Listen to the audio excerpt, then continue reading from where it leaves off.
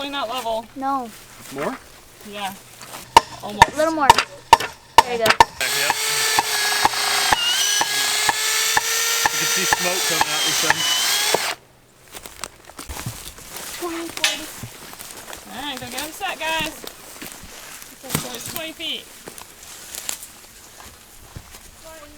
We're not gonna be able to drive in here, guys. I can't. I don't want to drop it in there.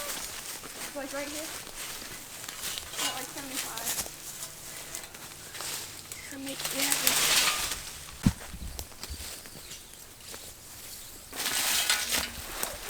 And 40.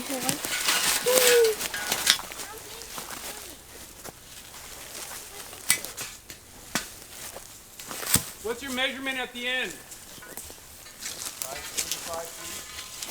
85. Yeah, I'm fine. 40. Alright, Pumpkin do 60. Alright guys, welcome back to Blackacre Ranch. So today's kind of odd job little things, a little bit of fencing, a little bit of buffalo, which we've already kind of taken care of a lot of it.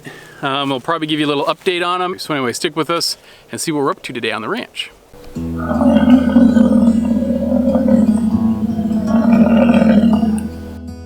Alright, first up is the yearlings. Now this, as we go there, some things you might wonder about buffalo is, do they stink?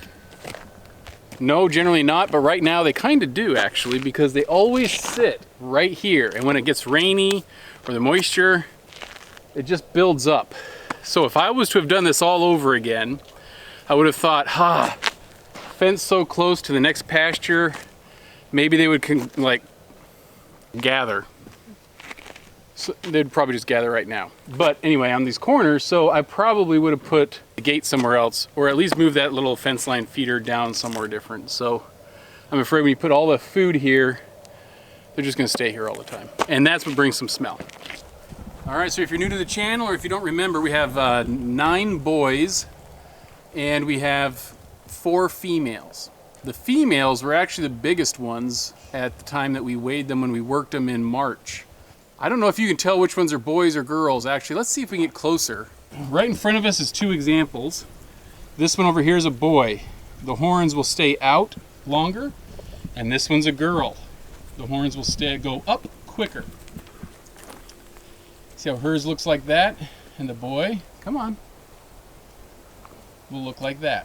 So those are the differences of horns. Obviously at this age you're going to be able to notice because they've got their dangly parts, or they don't have their dangly parts. But the girls and boys are more easily to distinguish at this age.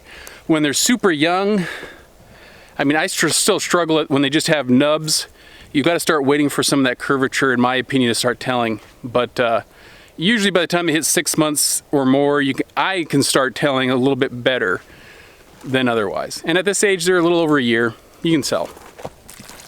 How are we doing with the water, Pumpkin? It's getting there. Getting there?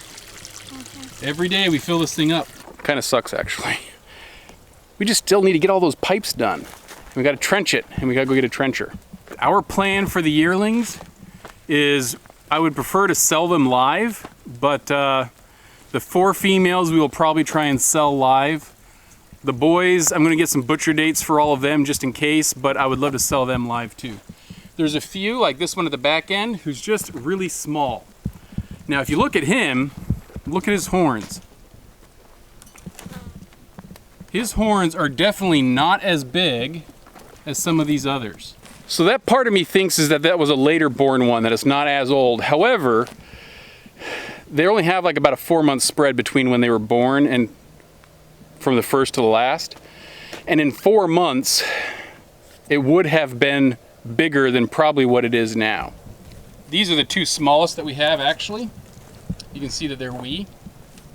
Another example, if you can see his, that's a boy horns. That was still spreading at the top.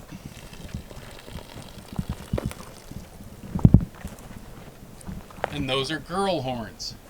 Not so much spreading at the top from this little girl.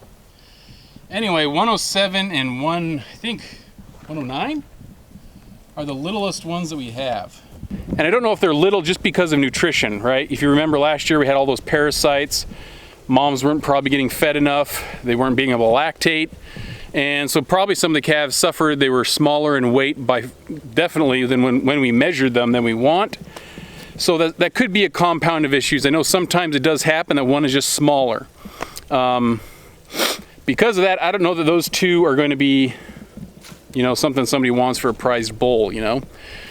But on the other hand, you know, you'd love to sell it to like a petting zoo, but I just don't think that's going to fly with buffalo. I failed to mention actually on the video here was that the slaughter dates, I'm going to put them about between 2 to 2.5 years.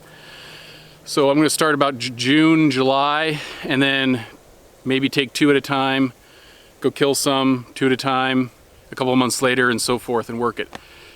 Ideally, anywhere between 18 months and 30 months, you process them. We're going to process them anywhere between the age of 2, which is May, June, all the way up to December of next year. So at that point, we will have some. And we're probably going to actually experiment with some finishing.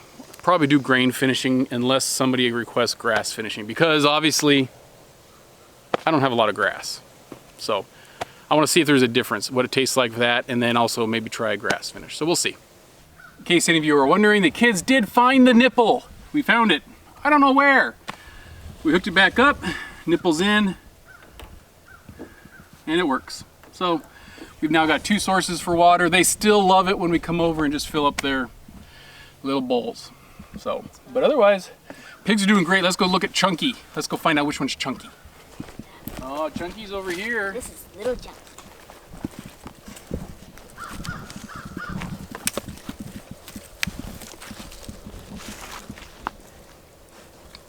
He's just a bigger pig. Okay.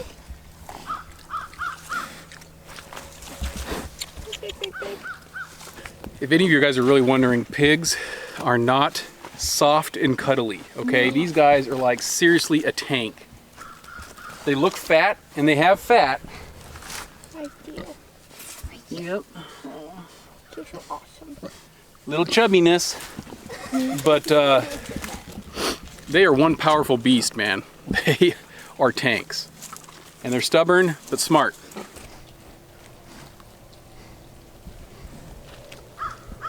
Now, before we had them over in about a 1/4 acre, something like that, and we had 5 pigs first, and we went to 4, and they never seemed to mow it down. So we confined them in this little smaller spot, and they are working it better. I just would have thought there would have been maybe more, but we've only got 4 pigs, okay? So, but they have done a lot. They've dug a lot. They've killed a lot of stuff, and man, I would love it if they would just trounce this whole area. Just root it all, but they're kind of lazy. So if you guys remember, we are processing these guys the first part of November, so they only have about another 6 weeks. 6 weeks to live, and then we're gonna have more bacon. More bacon!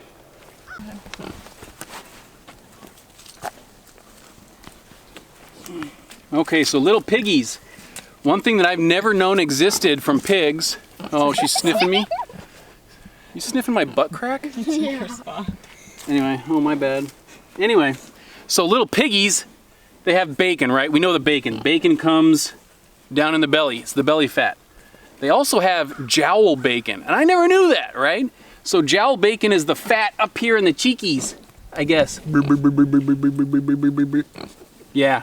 So it's the little jowls underneath, around the jaw kind of stuff. So if you haven't tried jowl bacon, I like it. I think it's just bacon, right? It's just an extra form of bacon, and we can always do with more bacon in this world. If there was more bacon, there would be more peace. I really think so. So the last time we processed these animals, they were at 25 weeks. So we're running these guys to 30 weeks before we process them. So that way they'll be 7.5 months. So these are red wattle pigs. They do not grow as fast as like some of the other breeds that are common that people have. So they're a little slower growing. They're better for pastures than some other breeds, which is kind of why I wanted them. And also they have a little bit richer tasting meat. So it's not just kind of dull and the bland stuff you get at the store, but it actually has a flavor, and it's more of a red meat than you'll find from the white stuff at the store. But so these are our little guys, slower growing. They probably cost a little bit more to raise, but if I can get enough pasture for them, yeah, right, then you would think the cost would drop. But This isn't good enough pasture for that. This is so cute. Man, it's solid. Seriously, like. Solid. Chunky's a lot more solid. And He grunts. Arr. Arr.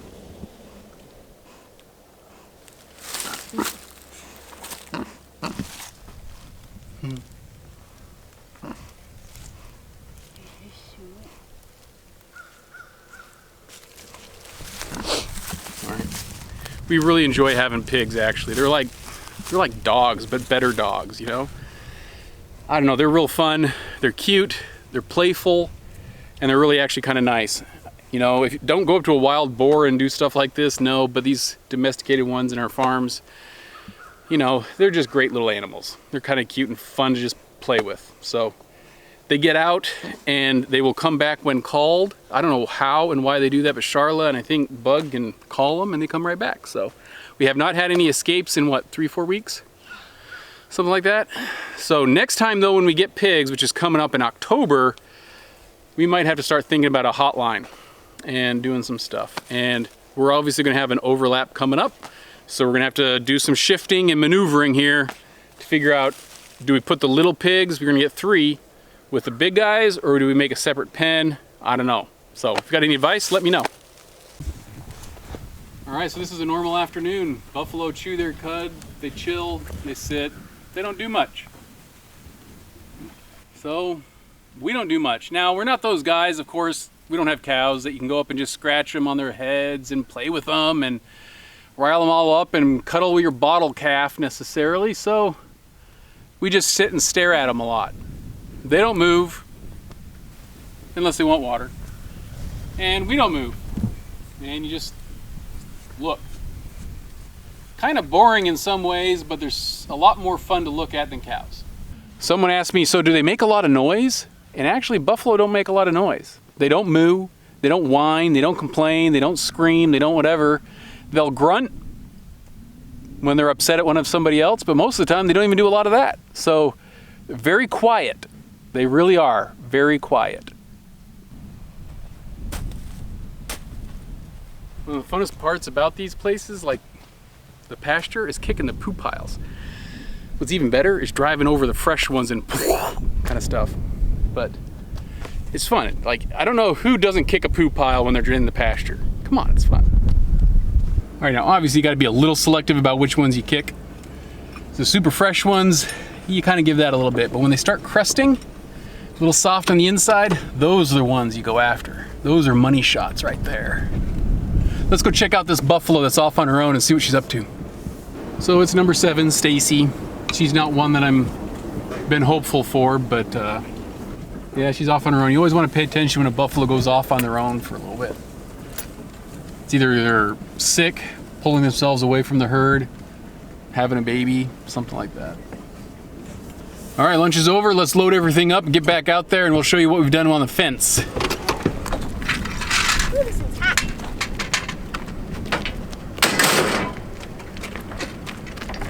We've got about 20 or so T-posts, and we're gonna get 3 more wood posts to finish up our H-braces.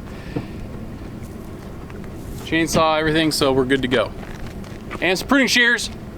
Are those the good ones? Yeah, they cut.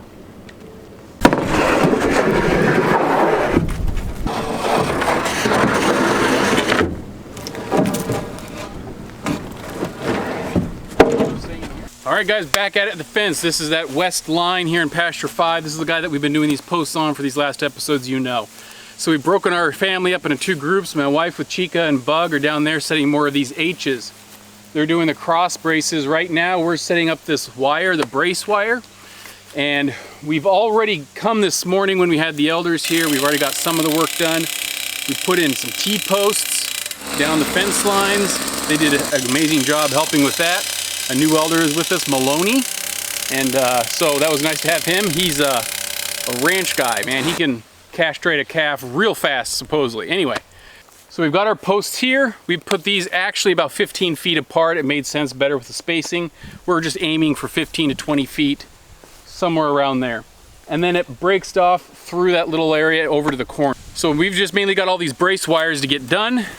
We've already got this one done, but now we're gonna go do a bunch of others. So we've got like 1, 2, 3, 4, 5, 6, 7 more total brace wires to do. I'm not gonna show you guys all of that on film.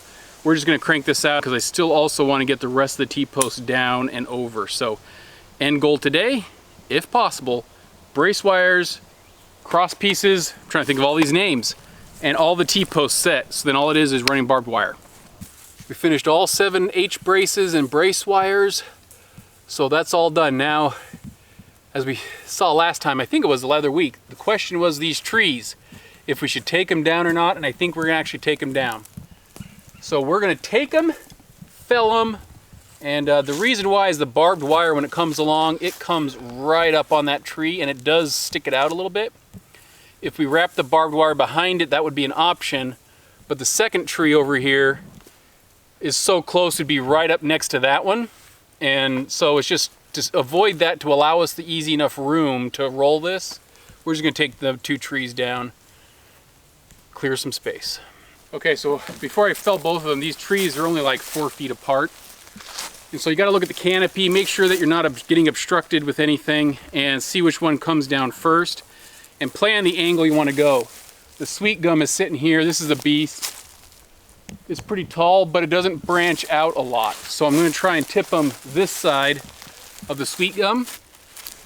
And they don't look like they're intertwined up top. So I'm gonna start with this guy first, I think. Let him go. They're not intertwined, so the canopy's not meshed. So I'm gonna start with this guy, then come back for this guy over the top of the other one.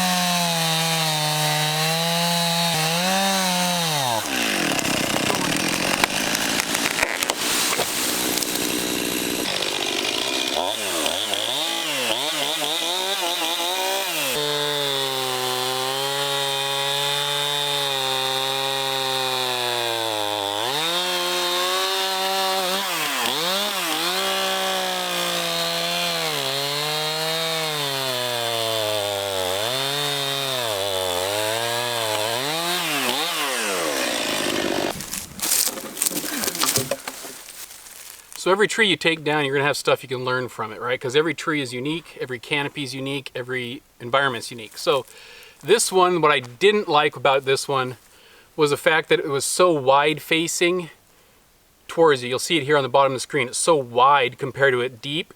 That meant I couldn't get my whole chain and bar over the entire thing, so I had to kind of do pieces.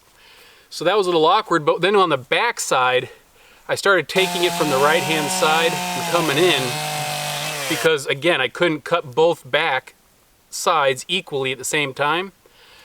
And so when I realized that was gonna happen, I said, well, I'm gonna do a plunge cut. And that's when you stick the tip of your saw and you go right in through the middle. And the idea is that you're trying to cut out that middle section so you don't have to span the whole thing at one time. Well, it started tipping before I was done fully with that because I went too wide, I think, with the plunge cut. I'd already taken some notches in on the right-hand side on the back. So this left-hand side hadn't been notched nearly as enough. So it actually started falling this way, and that's when it went on the bar. The right gave away, the left side didn't give way, and so it kind of swung and tipped. So anyway, the point is, it was so wide but not deep that it was hard to manage with just an 18-inch bar. Now we're gonna deal with this guy. All right, so when doing this tree, here's something unique to see. If you look at the canopy, we've got ours coming up here and coming across, while the other tree behind it comes out in front. When I look at the bottom of this tree, I notice that there's a big gaping hole sitting right here. And So if I'm going to go ahead and have that come straight, I'm going to have to come cutting this way, but I have nothing over here supporting the tree. I would like to follow the tree maybe back to me, but I can't because of the canopy. Which you can see it better here is where the canopy comes across and cuts it out. I want to avoid this issue here, so I'm going to come up here, cut it, and then I'll do a second cut down there to trim it and make it a little bit easier to work with. So that way I'm not fighting with anything around the tree as I'm trying to fall it this direction away from that cut, or that indent. One thing I forgot to mention to you was, at the very, very top, it does have a little bit more going this way, so there might be a little bit of a back lean. So I might need to do a deeper cut. Now, the beauty here is I own that property. If I do a deeper cut and it starts giving away to go that way, so be it. It is what it is. But I'm still going to try and bring it out this way, because behind it is another tree.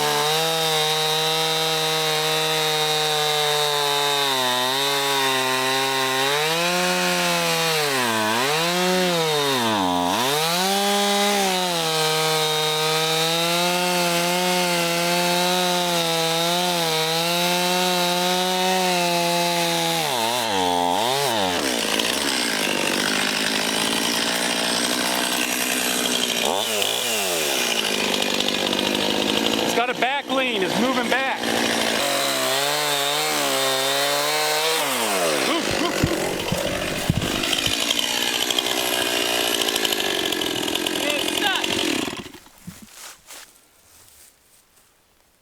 The back cut closed up and I could feel it binding on the saw. I tried to do a little bit more cut up front and it just started going back. So to me that tells me the back is, it's pulling it back. It's just gonna go that direction. So instead of trying to mess with it, I'm just going to take the tree that it's leaning on, I'm going to cut that one down and have them both go back the opposite way. So just go. It goes off down the cliff, the hill, it's like 30 feet, something like that. I don't really care what happens to it right now, but I just don't want to leave a tree like this sitting around. I'm going to try and tip them back in, but I bet you they're going to go over that direction.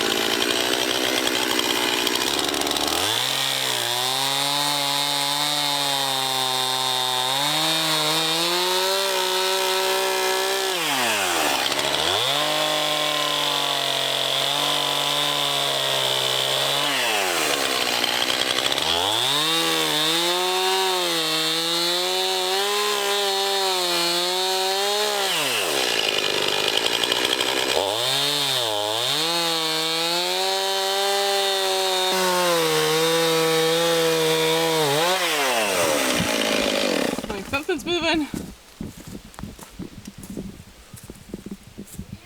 Let's see if the breeze will go. I heard it snapping and popping.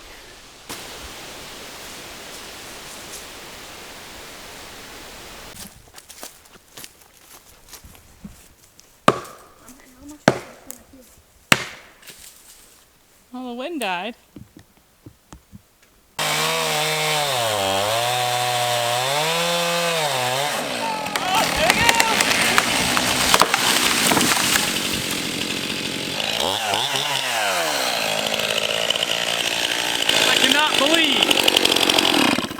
How much abuse this bar takes and it still seems to be working. Gosh dang. It's lost the Well, we lost the teeth post in the process, but I'll take that. Yeah, I didn't want to cooperate. Ended up going where you wanted it to, but it was kind of dicey for a little while. So obviously that back tree, all sorts of funky weirdness going on. Ideally, you'd never want to have to do that. But the one thing I will say, I don't wear chaps, I don't wear helmets, I don't wear a lot of that stuff. But whenever you're cutting down a tree, you always have an escape plan. If it starts going, you got to know where you're going to go to get out of there. Make sure you have multiple options, especially like in here. And 2, screw your chainsaw. You leave, I don't care what happens to your chainsaw. So safety-wise, I'll pay attention to that. You can always buy a new bar, you can always buy a new chainsaw, you can't buy a new life. So anyway, be careful when doing it. We're not going to do the T-posts right now because our trees are in the way.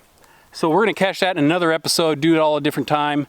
We're going to end it here. Thanks for joining along with us. Hopefully you enjoyed something about these falling of trees and learned something and kept up with the ranch. So we'll catch you next time, guys. Appreciate it. Like and subscribe. Bye.